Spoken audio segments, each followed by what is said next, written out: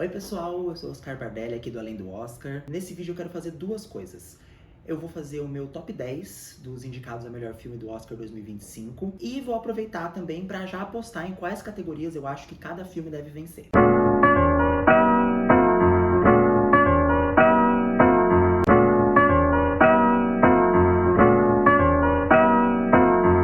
Em décimo lugar, eu coloco o Brutalista. Eu acho que, em aspectos técnicos, ele realmente é um filme irrepreensível. A fotografia dele realmente chama a atenção, o fato dele ter sido filmado no formato VistaVision, direção de arte, tudo é feito para dar um escopo épico à história.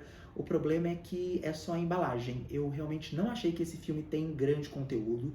Eu acho que ele poderia abordar diversos assuntos de uma maneira muito interessante. Ele poderia abordar a relação do artista com a sua arte, ele poderia abordar trauma da comunidade judaica após o Holocausto, e ele meio que pincela isso aqui e ali, mas eu acho que ele não se aprofunda de uma maneira satisfatória em nenhum dos temas que ele pretende abordar. Talvez o único tema do filme que ele realmente se aprofunde seja a questão da ilusão do sonho americano, como isso na verdade é uma mentira, mas ele faz isso de maneiras tão óbvias. A própria figura do vilão, interpretado pelo Guy Pearce, só faltou dar uma risadinha maléfica. Tudo porque ele representa um arquétipo, mas é tudo tão óbvio, é tudo tão sem sutileza. Isso contrasta tanto com a suposta elegância que o filme quer passar com os seus planos, com a sua estética de filme antigo, enfim. Não foi pra mim. Também tem um certo problema moral com o filme. Tem até na internet algumas polêmicas de que o diretor seja sionista, apoia o Estado de Israel. Eu não sei se chega a tanto, mas é fato que faltou timing. Você lançar um filme com determinadas cenas, com determinados diálogos, tratam sobre essa questão de uma maneira extremamente irresponsável, no momento em que um genocídio está acontecendo com os palestinos, pelo menos pra mim, é imperdoável. Dito isso, eu acho que o filme vai se dar relativamente bem aí no Oscar. Ele começou a temporada como um dos favoritos, mas perdeu um pouco de força. Se eu tivesse que apostar hoje, eu diria que ele leva as categorias de trilha sonora, fotografia e melhor ator pro Adrien Brody. Em nono lugar, eu coloco Um Completo Desconhecido, a cinebiografia do Bob Dylan, estrelada pelo Timothée Chalamet. É interessante que esse filme, ele é meio que o oposto do Brutalista.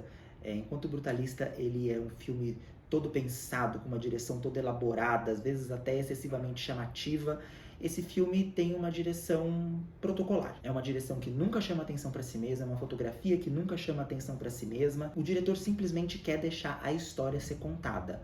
O problema é que não tem muita história. Bob Dylan, ele é uma pessoa extremamente reservada, ele não tem grandes polêmicas na vida dele. Na verdade, muito do que se sabe sobre a vida pessoal do Bob Dylan é especulação.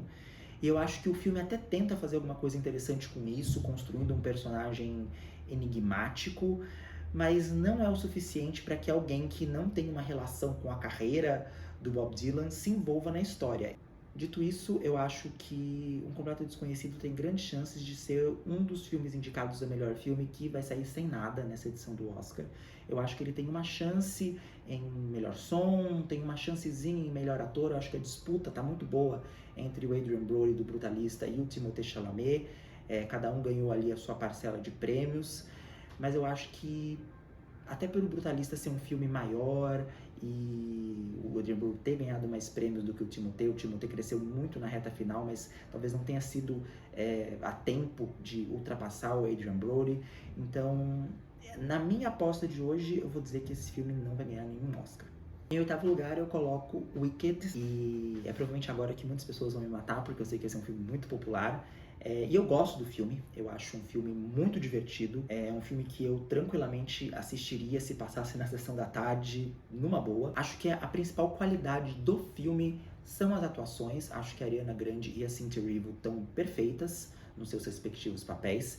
Elas cantam, elas têm carisma, elas conseguem segurar os momentos dramáticos, tá tudo certo. O problema é que, como cinema mesmo, eu achei um filme muito básico quando ele não é feio. Sério, eu sinceramente não consigo entender, não consigo conceber, não consigo perdoar como um filme com um orçamento tão grande pode ter uma fotografia tão feia, tão estourada. É um mundo fantástico, é um universo fantástico. Tinha diversos recursos visuais para serem explorados ali e o diretor não aproveita nada. Isso com certeza tirou muitos pontos do filme para mim. Apesar de eu ter gostado dele, eu não indicaria a melhor filme. Eu acho que ele tá aqui indicado porque Hollywood tá passando por uma crise criativa tão forte que quando eles lançam um filme original, ou seja, que não é de uma grande franquia, que dá muita bilheteria, que faz muito sucesso, eles são meio que obrigados a indicar esse filme a melhor filme, até para dizer, olha, nós continuamos aqui, viu? Nós não morremos. Mas eu acho que se Wicked fosse lançado, sei lá, nos anos 90, ele passaria muito longe do Oscar de melhor filme. Dito isso, eu acho que ele vai vencer nas categorias de melhor figurino e melhor design de produção ou direção de arte. Em sétimo lugar, eu coloco Emília Pérez. Eu já falei demais de Emília Pérez aqui nesse canal, eu não quero mais falar. Durante muito tempo se pensou até que ponto as polêmicas do filme poderiam prejudicar ele na campanha do Oscar. Realmente prejudicou bastante, se você for pensar que é um filme que entrou aí na disputa com 13 indicações. Hoje, eu diria que os únicos prêmios que ele tem chance de vencer são 3. Melhor filme internacional, que eu não vou apostar nele, e melhor canção para El Mal, e melhor atriz coadjuvante para Zoe Saldanha, e esses 2 eu vou apostar. Eu acho que no caso da Zoe Saldanha, por mais paradoxal que seja, as polêmicas de Emília Pérez talvez tenham até ajudado, entre aspas, ela. Houve uma preocupação da indústria em blindá-la.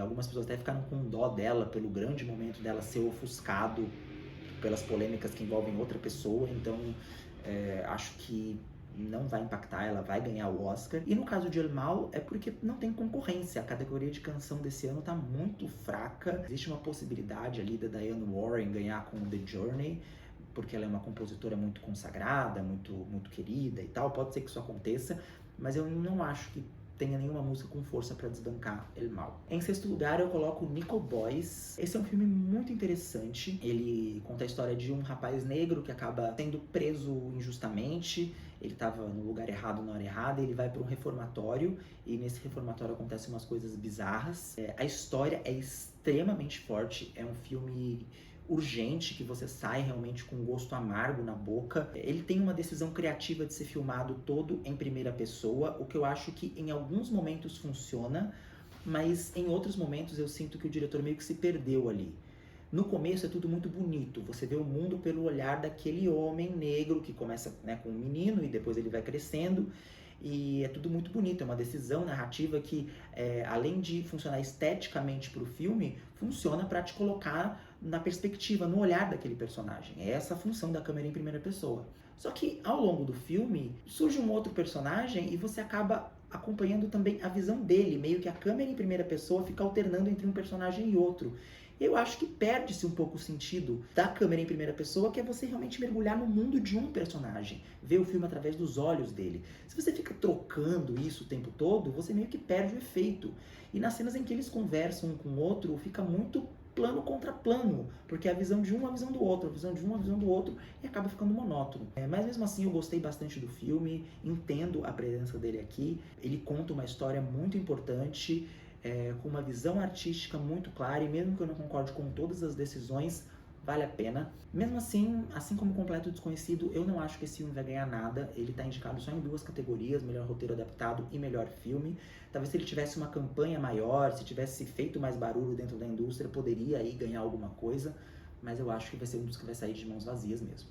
Agora vamos pro top 5, e eu vou adiantar que nesse top 5 eu gostei bastante de todos os filmes. E no quinto lugar eu coloco Conclave. Eu nunca poderia imaginar que um filme sobre igreja seria tão interessante, tão envolvente. Eles reconstroem bem a atmosfera dos thrillers políticos. Ele é um filme que tem um trabalho de roteiro muito complexo, porque são muitos personagens. Cada personagem tem um interesse e tudo precisa ficar muito bem claro para o público desde o começo, e ele consegue fazer isso. É aquele filme que parece que está sempre um passo à frente do espectador. Eu acho que ele vai sair com 2 prêmios. O prêmio de melhor roteiro adaptado é praticamente certeza. Não Ele praticamente não tem concorrência nessa categoria. E eu acredito também que ele vai ganhar o prêmio de melhor montagem. A montagem do filme, ela salta muito aos olhos e ela é instrumentalíssima. Não sei se essa palavra existe, mas ela é muito instrumental para o sucesso do filme, para o ritmo do filme, para aquela atmosfera de tensão constante do filme. Em quarto lugar, eu coloco Duna Parte 2. E eu sei que tem muita gente que tem problema com Duna, que acha chato, mas, sério, eu queria que todos os blockbusters de Hollywood fossem como Duna. Duna Parte 2, pra mim, é um filme extremamente bem resolvido esteticamente, ele é lindíssimo. A cena em que o Paul Atreides monta na minhocona gigante lá, aquela cena é linda demais. Como alguém pode não gostar daquilo? Eu acho que o filme tem um ritmo muito bom, uma montagem excelente, muito melhor do que a do primeiro filme, que inclusive ganhou o Oscar de montagem, e esse ano não tá nem indicado, então não dá pra entender. Mas eu adoro a montagem do filme, como eles trabalham, assim como Conclave, como eles usam a montagem para trabalhar e deixar claro esse jogo político que está acontecendo nos bastidores. Gosto demais das atuações, fico muito triste que as atuações desse filme não tenham sido mais reconhecidas na temporada. O Javier Bardem tá excelente, o próprio Timothée Chalamet, maravilhoso, com um personagem super complexo. A Rebecca Ferguson, pra mim, é quem rouba o filme. Eu amo a Lady Jessica. E eu amo ainda mais o comentário político que o filme faz, que, apesar de ser de um livro escrito na década de 70, continua extremamente atual hoje em dia, e o Villeneuve sabe disso. E ele usa elementos visuais do filme para atualizar essa história e para fazer com que o filme seja um comentário sobre a situação sociopolítica de hoje. Eu lembro que quando eu saí da sessão do primeiro filme, a pessoa que estava assistindo comigo é muito fã de Duna, e perguntou aí o que você achou. Eu falei assim, achei legal, mas é uma jornadinha do herói, né? Tipo, meio que Star Wars. A pessoa começou a rir, eu não entendi por que ela estava rindo, e se eu já soubesse o que viria na parte 2, se eu já conhecesse a história, eu teria entendido, porque, sério, não tem como ser menos jornada do herói do que Duna, e é por isso que eu adoro Duna Parte 2. Então eu vou aqui apostar que Duna Parte 2 vai levar 2 prêmios. Melhores efeitos visuais e melhor som. Gostaria que levasse mais? Gostaria. Gostaria que tivesse indicado a mais, inclusive. Acho que é um filme bom demais para ficar restrito ali somente aos prêmios técnicos, mas Oscar, né? Em terceiro lugar, eu coloco o brasileiro Ainda Estou Aqui. Sério, gente, que alegria ver um filme brasileiro indicado a melhor filme no Oscar. Eu nunca pensei que eu fosse ver isso na minha vida. Não que a gente não merecesse, a gente já mereceu várias vezes, mas é porque a gente sabe como é que funciona Hollywood, né? A direção do Walter Salles sabe muito bem o que ela quer fazer. Ele tem um controle do clima do filme que é absurdo. Ele transporta a gente diretamente para a década de 70. E isso passa por tudo. Isso passa pela maneira como ele dirige os atores para a gente comprar que eles são uma família. Isso passa pela fotografia do filme, que é todo feito em película, né? Tem as granulações que remetem realmente tanto àquela época quanto a uma filmagem caseira. E isso, né, se conecta também narrativamente com o filme de uma maneira interessante. Toda a reconstrução de época é um trabalho de imersão. E a maneira como ele passa a primeira metade do filme toda imergindo a gente naquele universo, fazendo a gente se habituar com ele, para depois vir a paulada do Rubens ser levado, e aí toda aquela rotina que já era meio que a nossa rotina ser destruída. Cara, isso é um trabalho de mestre, de mestre, de mestre, de mestre. Eu gosto demais do filme, acho que ele até foi pouco indicado, ele merecia mais indicações. Pelo menos roteiro adaptado e direção, eu indicaria facilmente. Não acho um filme perfeito, eu mudaria um pouco, principalmente no epílogo que se passa nos anos 90. Eu entendo porque ele tá ali, mas eu acho que ele quebra um pouco o ritmo. A parte dos anos 70 é tão maravilhosa, e o finalzinho ali em 2014 também é tão incrível, que eu acho que aquilo ali que fica no meio dá uma gordurinha, me incomoda um pouco. Mas assim, é um pecadilho para um filme que é maravilhoso e que a gente tem que morrer de orgulho apenas dele existir. Só dele existir já é maravilhoso. Ele tá indicado ao Oscar, ele vencer Oscar é secundário. Mas eu acho que ele vence. Eu vou apostar em Ainda Estou Aqui na categoria de melhor filme internacional. Eu sei que ele começou a corrida atrás de Emília Pérez, mas enfim, eu até gravei um vídeo falando sobre isso. Eu acho que nas últimas semanas ele passou na frente e eu acho que ele vai levar esse prêmio. Queria muito, muito, muito apostar em um outro prêmio pra ele, mas eu vou falar disso já já. Em segundo lugar, eu coloco a Nora, do Sean Baker. Eu sou muito fã do Sean Baker, eu adoro a maioria dos filmes dele. Senti que ele era um diretor que merecia um reconhecimento do Oscar já há bastante tempo e veio aí finalmente. Eu acho a Nora um filme muito corajoso. Eu acho que, assim como o Walter tem um domínio absurdo do que ele faz no Ainda Estou Aqui, o Sean Baker também tem em A Nora, mas de maneiras diferentes. Eu gosto, por exemplo, da decisão dele de transformar uma história que poderia facilmente ser um drama, poderia também ser um suspense, poderia até ser um romance, de transformar ela numa comédia rasgada. Eu acho que isso é intencional e é maravilhoso. Mas é uma comédia que não tira a profundidade dos personagens. A protagonista, Anne, é uma personagem super complexa. A gama de emoções que a Mikey Madison tem que trabalhar desde o começo, quando ela tá ali usando o sexo como uma arma de sedução, até o meio, onde ela fica alternando entre uma vulnerabilidade e uma força que vem de onde você não espera, e o final, que meu Deus, aquela cena final, eu amo aquela cena. Então eu acho que é um filme extremamente corajoso, original na abordagem dele do tema principal, e considerando que a principal crítica que o filme faz é ao sonho americano, eu acho que ele faz isso de uma maneira 1 zilhão de vezes mais inteligente, mais criativa, menos óbvia, menos clichê do que o Brutalista. Todo mundo diz que esse Oscar tá entre a Nora e Conclave, levando em conta os prêmios prévios. A Nora ganhou o Sindicato dos Produtores, o dos Diretores e o Critics' Choice, enquanto o Conclave ganhou o BAFTA e o Sindicato dos Atores. Mas eu vou apostar aqui que a Nora vai vencer o prêmio de melhor filme, assim como eu vou apostar que o Sean Baker vai vencer o prêmio de direção. Sério, se for pro Brad Corbett do Brutalista, eu vou quebrar tudo. Eu vou queimar pneu na frente da academia. E eu acho que a Nora vence também roteiro. O roteiro tá uma disputa interessante. A Verdadeira Dor ganhou o BAFTA. Eu não entendo por que isso aconteceu. Eu não sou muito fã desse filme. Mas eu acho que aqui a Nora vai fazer o combinho filme, direção e roteiro. 3 Oscars pro Sean Baker, mais do que merecido. E chegamos ao meu filme favorito entre os indicados a melhor filme no Oscar 2025, que é A Substância. Gente, eu amei esse filme. Eu adoro como a direção é extremamente simétrica e cuidadosa e como isso acaba de uma certa maneira contrastando com o final malucão do filme. Isso prova pra gente que ela tá no controle, que ela sabe o que ela tá fazendo. Eu adoro como o filme constrói o universo dele. Você vê que ele parece não se passar em nenhuma época específica. Tem um programa de ginástica típico dos anos 80, mas é tudo moderno, então ele parece se passar nos tempos atuais. Então ele claramente assume o seu tom de fábula e te imerge num universo que, ao mesmo tempo que não é exatamente o nosso, é o nosso. Tá falando de coisas muito reais e muito atuais. Toda a construção das regras para o uso da substância, a maneira como elas são apresentadas e depois como elas são subvertidas, eu também acho perfeito.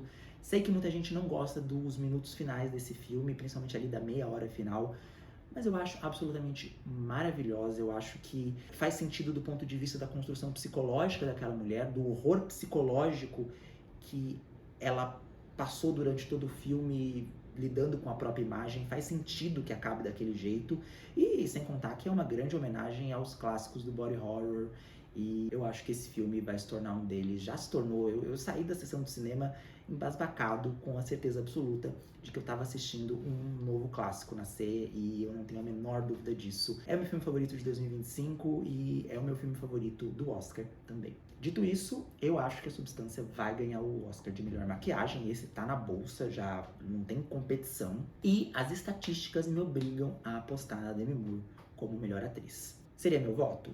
Não. E não é porque eu sou brasileiro. É porque eu realmente acho a interpretação da Fernanda Torres, e eu não falei da interpretação dela quando eu falei do Ainda Estou Aqui de propósito. Eu acho que o que a Fernanda Torres faz ali é muito mais difícil, porque ela tem que interpretar uma personagem que tá atuando o tempo todo. Ela é uma personagem que nunca tem um momento catártico de choro, de desespero. Ela precisa sempre segurar as emoções, e você precisa ver as emoções por trás da máscara dela, o que é dificílimo. Então, se eu fosse votar não só por ser brasileiro, mas eu com certeza votaria na Fernanda Torres. E eu acho que ela tem chance, não descarto. Eu acho que o filme teve uma crescida muito grande nessa reta final. A academia tem muitos votantes internacionais, então eu não descartaria a Fernanda de maneira nenhuma. Mas, falando em termos de estatística, eu sou obrigado a apostar na Demi Moore. Então é isso, eu acho que a Substância vai sair com 2 Oscars, maquiagem e atriz, mas eu gostaria que ele saísse principalmente com o roteiro. Eu acho que o roteiro e a direção da Coralie Fargeau são os melhores do ano e, enfim, lamento que ela, que pra mim é a grande responsável por esse filme ser tão incrível, talvez não saia tão reconhecida assim. E é isso, pessoal. Espero que vocês tenham gostado. Comentem aí quais foram os filmes favoritos de vocês, quem vocês colocariam em primeiro lugar, pra quem vocês votariam pra melhor filme, pra melhor ator, pra melhor atriz, quem será, né? Se vocês concordaram com os meus palpites, quem vocês acham que vão ganhar, curtam o vídeo, compartilhem. E é isso aí. Até a próxima.